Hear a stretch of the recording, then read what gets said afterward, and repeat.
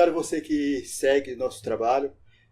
Hoje nós temos a alegria imensa de estar aqui com uma pessoa muito importante, uma pessoa muito querida, que é nome na história do cinema, não só do Brasil, mas do mundo, né, que criou várias ideias para inovar o próprio cinema mesmo, né? Então, uma figura incrível que todos conhecem, respeitam e admiram muito.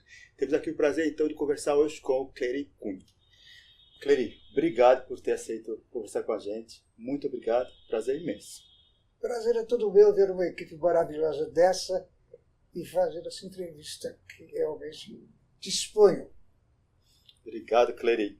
Várias profissões você desempenhou e essas profissões que você desempenhou, ela sempre traz influências para as pessoas bastante, né? Serve para a gente como modelo, como inspiração. Então, ator, cineasta, roteirista e um monte de coisas ainda que faz o Clery Cunha. Quando a gente começa a direcionar para alguma profissão, geralmente a gente tem alguém em vista, tem alguém como modelo, tem alguém que nos inspira.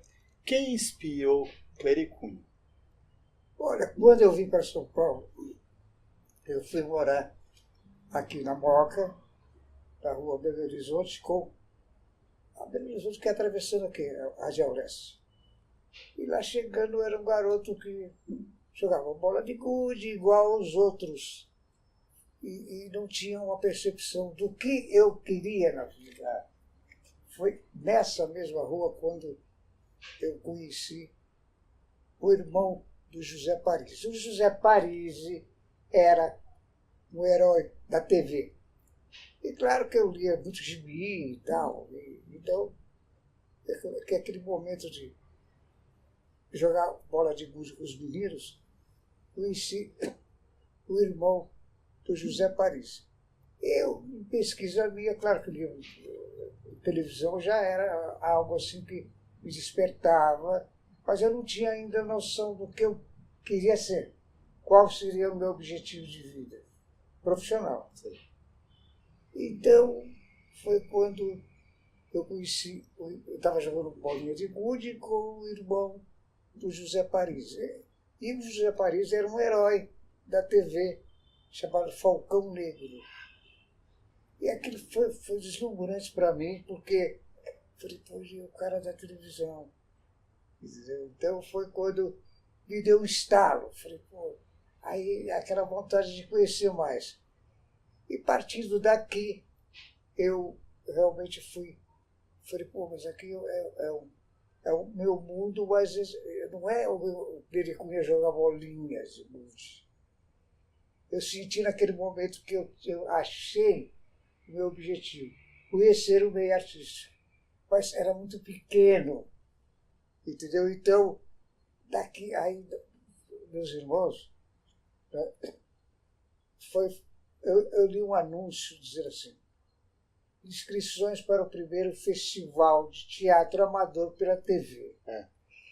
Foi quando uma coisa leva a outra. Foi quando eu realmente senti que, naquele momento, o irmão do José Parisi era um garoto assim normal. E eu falei, pô, fui pesquisar sobre o José Parisi. E aí eu vi que ele era Falcão Negro. Comecei, no Canal 7 tinha o Capitão 7, Aires Campos. Então eu falei, puxa, o Aires, comecei a pesquisar sobre televisão. Foi quando meus irmãos, minha mãe, eu subia de casa, mas tinha um horário. Eu disse horário, claro. Bom, você pode ir onde você quiser. Cuidado com São Paulo, porque São Paulo não é brincadeira, não é Goiânia. Eu sou de Goiás, né? Entendeu? Porque desde então, isso vem essa influência normal. E nessa pesquisa sobre o Falcão Negro, foi que me despertou realmente o que eu queria ser. Sua trajetória, Clery, ela é bem vasta de muitas realizações, né? Então, ator, radialista, como eu falei, roteirista, cineasta. Como é, então, passar para as pessoas tanta experiência que você tem e também ser uma grande influência para as pessoas? Como é isso? Foi nesse início mesmo, eu falei, bom, eu preciso ampliar os meus conhecimentos, porque aí eu comecei a estudar mais. Eu comecei a sair do bairro, mas sempre no horário dos irmãos. Aí minha mãe, viva, ela fala, não, ele está obedecendo o horário, então, mas vão frear ele, né? Aí eu fui para Bexiga, lá era TVC, lá. Então, os galãs da época eram Maria Della Costa, era Armando Bogos, era Irina Greco. Só então, povinho pessoal... pequeno só, né? Hã? Só povinho pequeno, né? Pô, só monstros sagrados. Então, eu me aprofundei na história da televisão paulista. E através desse contato primeiro meu, também meus irmãos ficavam de olho. Né? Eu tinha 13 para 14 anos. Foi quando eu mandei fazer a minha calça comprida, calça curta, né? Falei, pô, eu posso. Já é homem, então. Não pensava que era.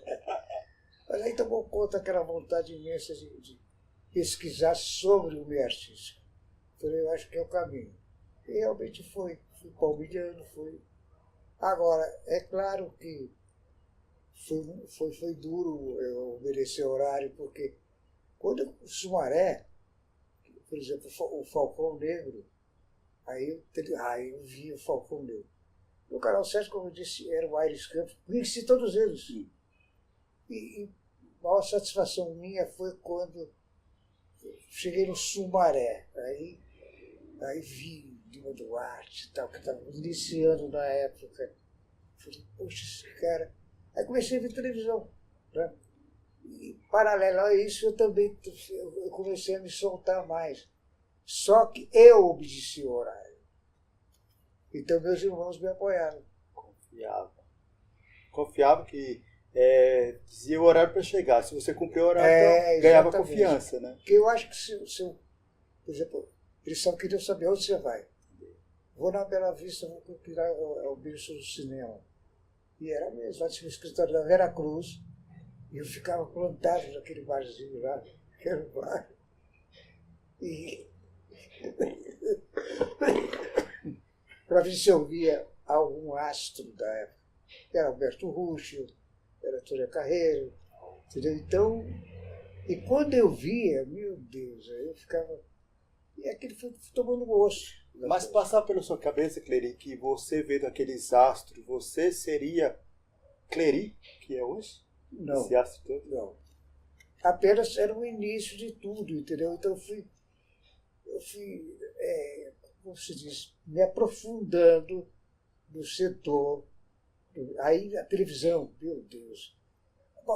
Uma satisfação quando foi o José Parisi, que ele era Falcão Negro, né? E aí eu fiquei vendo, quem é o herói da televisão?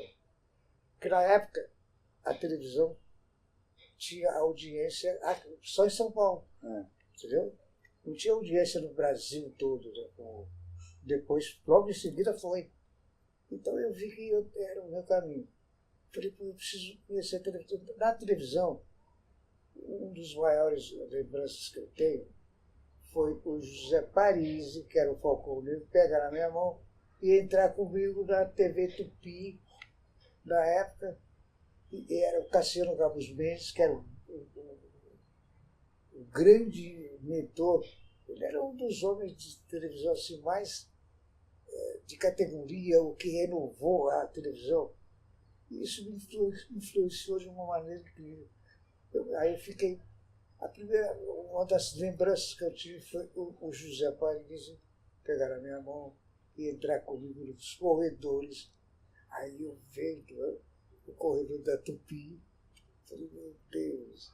E passando por Carlos Zara, Eva Vilma, né? Então, aí eu fui... O primeiro emprego meu foi na TV Tupi. Eu tinha que pegar a correspondência e levar para fora da parte técnica, era mais as correspondências do meio artístico. Agora, eu nunca fui... por exemplo, quando eu entrei no estúdio, que eu vi as câmeras, aí eu me apaixonei. Né? Eu fiquei fascinado. Então, o meu problema era entrar, veja você, era a câmera dele. Acho que minha estatura não dava, entendeu? Aí eu fui transferido inaugurou o Canal 2, na época não era a Fundação Padre Anchieta, era a Caçula Associada, Emissoras de Diários Associados. Então, foi quando eu fui tomando gosto pela coisa, fui pesquisando mais. E aí eu falei, bom, eu já defini, vou ser, veja você, o que eu posso ser? Ator. Não, aí eu falei, não posso, tem que ser. Aí fui designado para ser cabo-man. Só que os cabos eram dessa grossura, do tamanho de mais de uma corda, essas apresentadoras. E você tinha que enrolar para ela não arrastar e fazer barulho. O ruído já. Então, eu me enrolava todo naquilo, porque na época vazava o som. Então foi uma dificuldade, mas muito gratificante. Mas feliz, enrolado com os cabos lá, mas... Vamos. Foi o meu primeiro contato e realmente ali definir o que eu queria ser. E continua influenciando as pessoas com sua determinação, né? Maravilha. E como é para você dirigir estrelas? A primeira experiência minha foi com Dionísio, veja vocês, uma vez eu caí, eu estava tão... eu estava auxiliar, eu era diretora, não, eu estava na cara de diretor no meu setor. Eu estava aprendendo. Mas uma vez eu me lembro que eu fui transferido aqui para o Canal 2, a 7 de abril, em frente. Então era no 14º andar, era contra-regra, e 15º era o estúdio 1. Entendeu? Então eu já fui, né, já falei, bom, agora eu estou dentro da televisão. Então é outro mundo e eu tenho que agora me aperfeiçoar nesse aspecto. Eu já tinha decidido. Então eu vou ser... Claro que eu não falei, pô, eu não vou ser diretor, nada. Eu falei, o meio é esse. Agora, uma coisa interessante que uma vez, quando eu fui transferido para o Canal 2, eu estava com o Gilberto Ventura, que era o diretor do setor, né? Então falou, você vai ser meu assistente. E eu com o fio na mão, negativo e positivo, estava tão... E embaixo estava o Dionísio Azevedo, Hamilton Fernandes. Então, esses dois eram o máximo. Eu encostei um fio no outro e caí.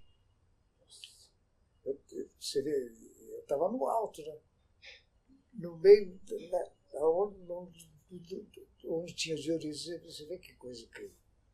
E o Dionísio foi assim, depois do primeiro filme, e eu tremendo, que eu caí no meio deles, quebrei a clavícula e tal. Mas você vê que coisa incrível. Né?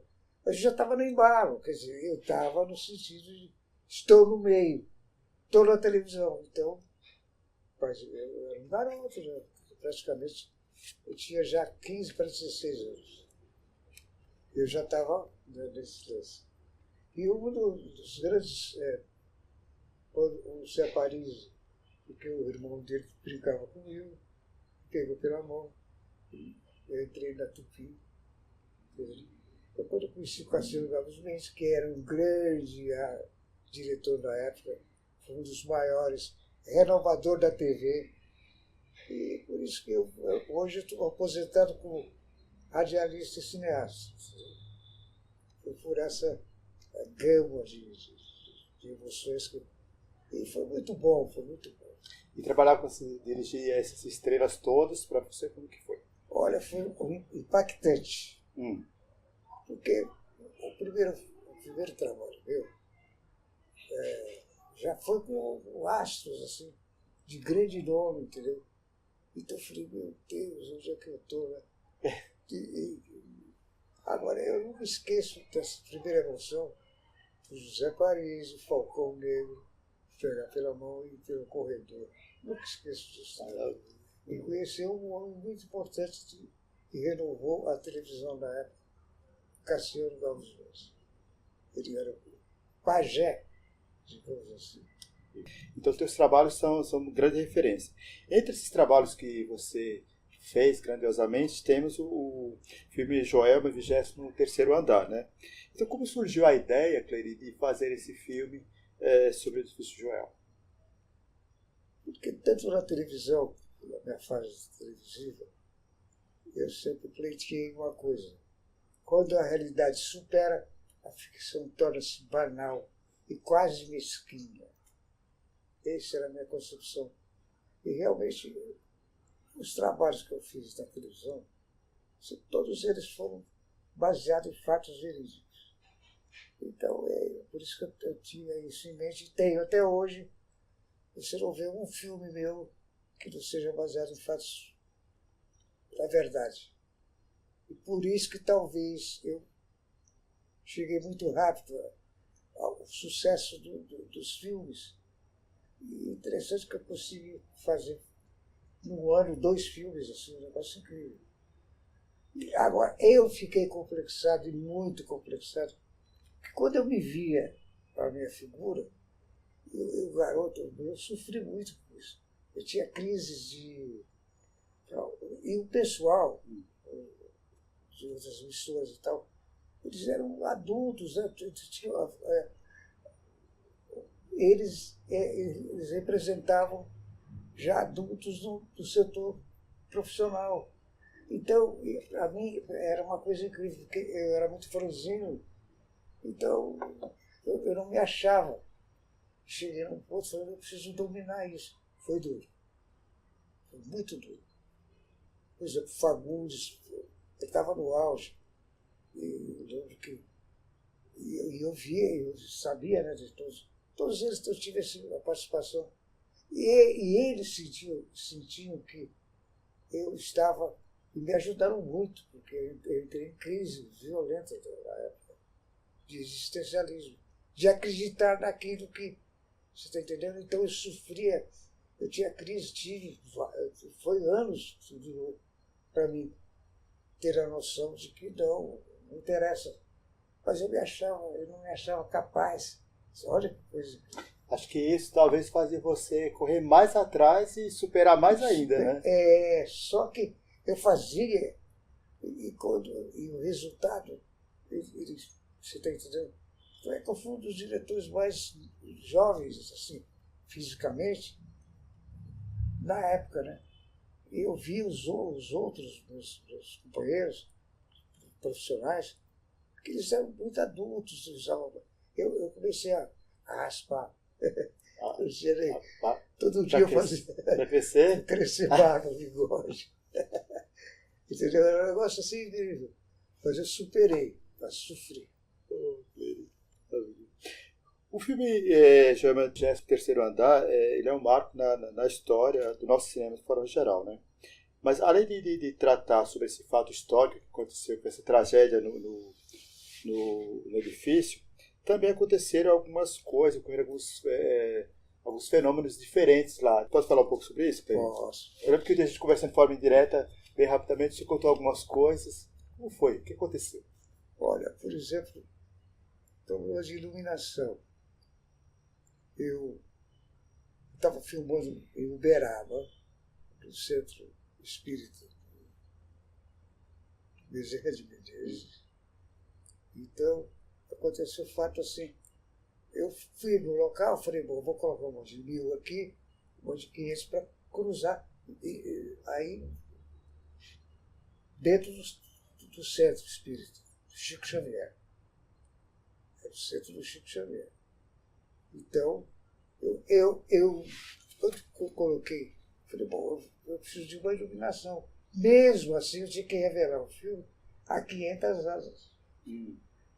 Porque senão não ficava na penumbra, o sentido penumbra, tudo bem, mas que definia. Aí eu medi a luz, tudo bem, está ok. Aí o que acontece?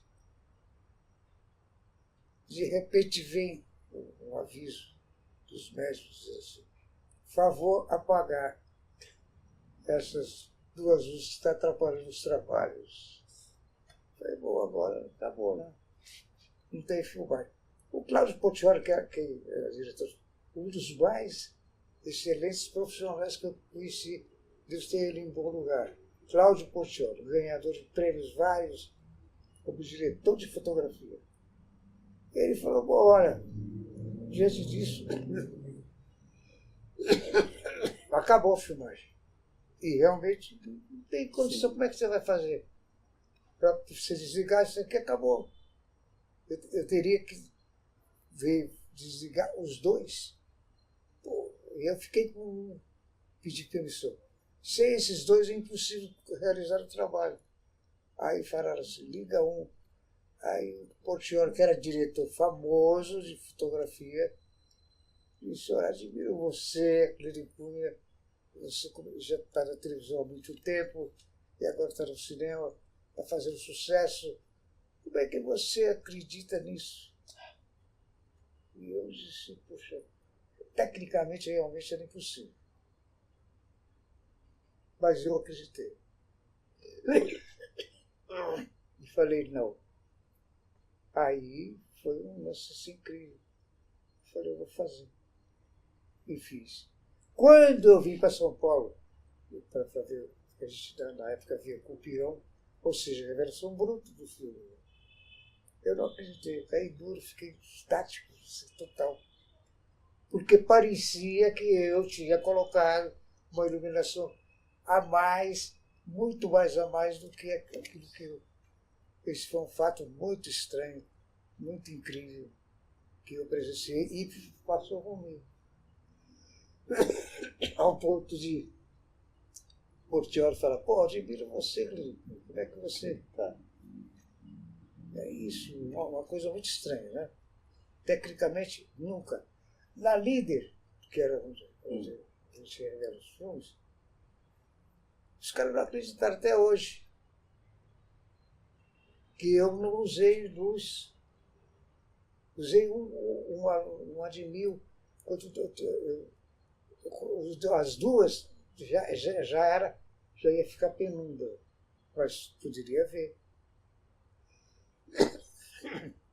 Quando eu usei uma, aí eu também fiquei completamente desnorteado. Assim.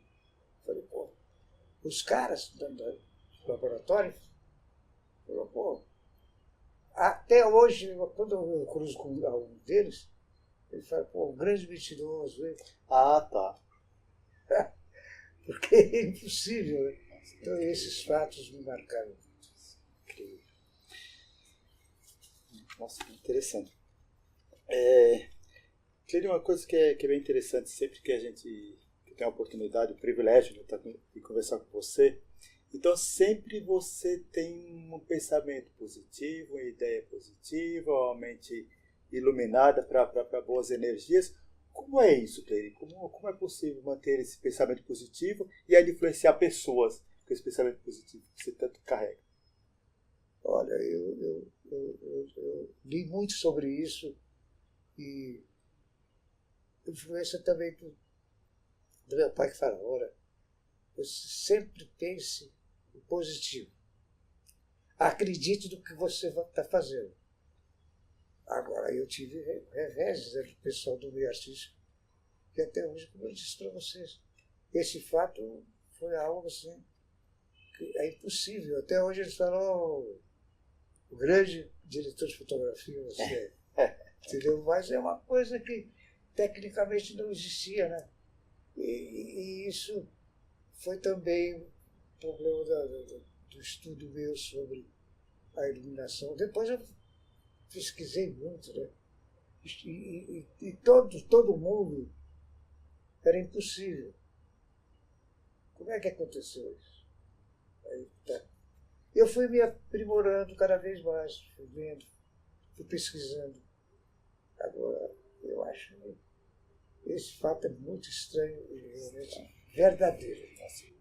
E esse pensamento positivo na vida, então, a gente quando tem, você, por exemplo, você desejou então conhecer as pessoas, começou a se interessar pela arte de forma geral, pelo cinema, e aí esse pensamento positivo te levou mais para próximo da arte? Acho que é isso. Me levou, claro.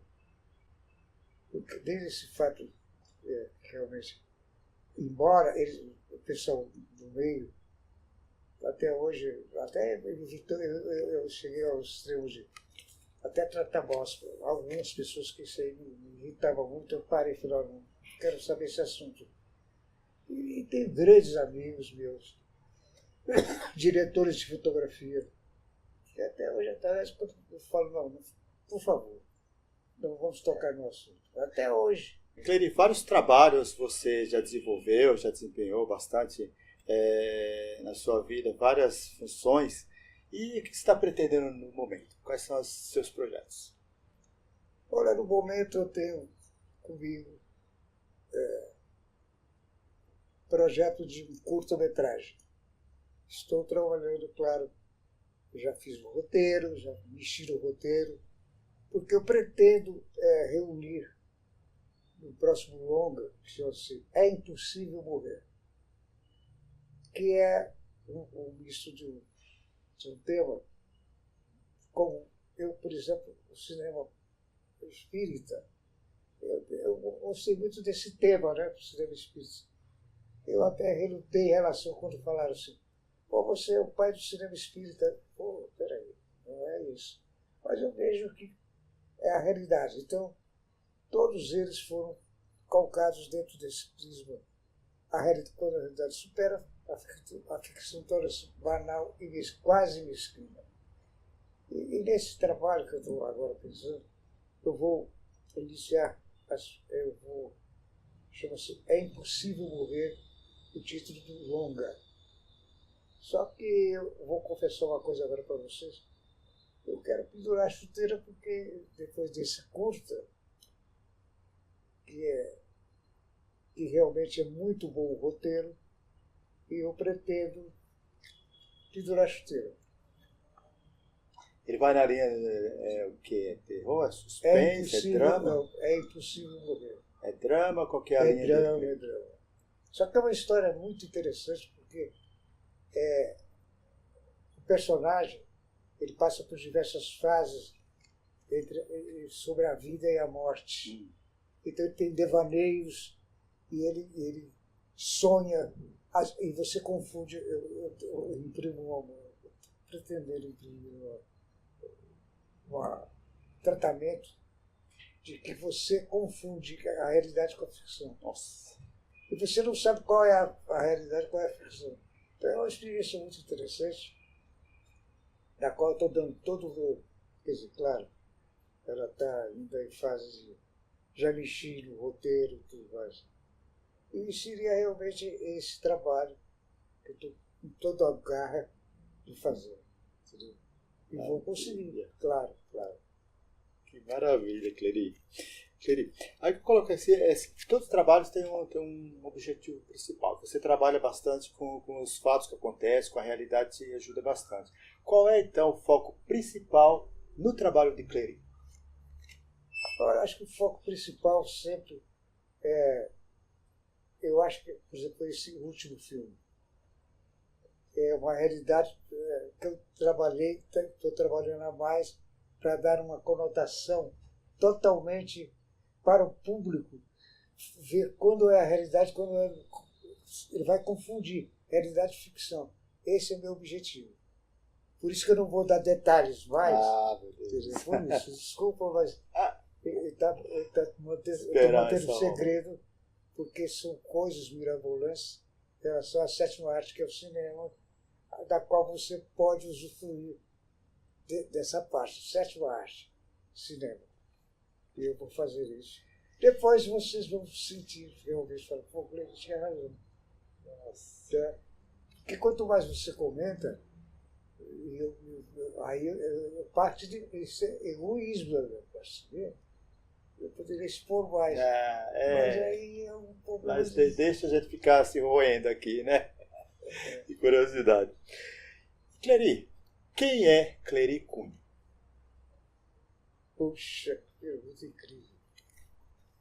Ele foi um sonhador e conseguiu ultrapassar fronteiras incríveis. E hoje eu me sinto totalmente realizado E quando eu vejo, por exemplo, uma equipe dessa agora, nesse momento, um trabalho desse, uma entrevista, 3 câmeras, foi difícil. Eu trabalho, e eu gosto, porque eu trabalhei muito em entrevistas, e realmente quando eu vejo o apuro de vocês, que está aqui, me registrando, pô, eu fico super contente, porque a coisa está evoluindo, né? E parabéns. Muito obrigado por isso. E eu sinto o maior prazer imenso de estar expondo para vocês os meus ideais.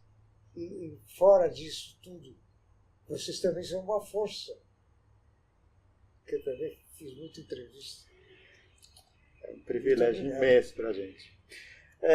Nós sabemos, Clery, que fazer arte não é coisa fácil, né? Você sabe muito mais do que eu, que tem muito mais estrada percorrida. Mas que mensagem você passa para as pessoas que querem fazer cinema e não conseguem apoio?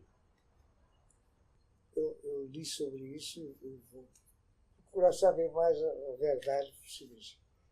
Que tudo que eu fizer, eu vou ter um apoio maior em relação. Agora é por sequência, você tem que ver a sequência a ser filmada, você tem que fazer análise técnica do roteiro, enviar para eles, aí eles financiam para você, que era muito difícil, isso, financiamento, nada. Há um tempo atrás era muito difícil. Passava por uma série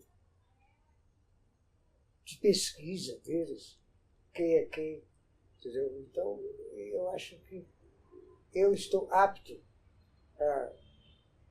a encarar essa parte que eu acho que, não é que eu seja merecedor, mas eu acho que chegou a hora, né? Como claro, é o fim, não é o fim da minha vida, mas eu realmente preciso pensar mais, por essa razão que eu não falei mais sobre, é surpresa. Aliás, vocês estão convidados. Ai, tá? Maravilha. Mas é porque só deixaram a gente com vontade de assistir logo, né, Clery? Só despertando a curiosidade, né? Isso é maravilhoso, né? Clery, para os produtores independentes de cinema, o que você fala? Para quem quer fazer cinema e tem que fazer na raça, que mensagem você passa para essa galera aí? Então, quer fazer cinema, não tem grana suficiente, não tem patrocínio, não faz cinema? Que mensagem você passa para esse povo? Olha, eu quase cheguei a esse ponto, mas consegui. Tá ficando cada vez mais difícil. Não se arrisquem. Não se arrisquem. Pesquisem muito antes de começar. Porque depois que você começar, você tem que terminar. Então, atenção, juventude que gosta de cinema. Pensem bem antes de começar qualquer projeto, se você vai dar conta e ter a responsabilidade de terminar o que você está fazendo e está pensando. E faça com dedicação total. Acredite naquilo que você faz.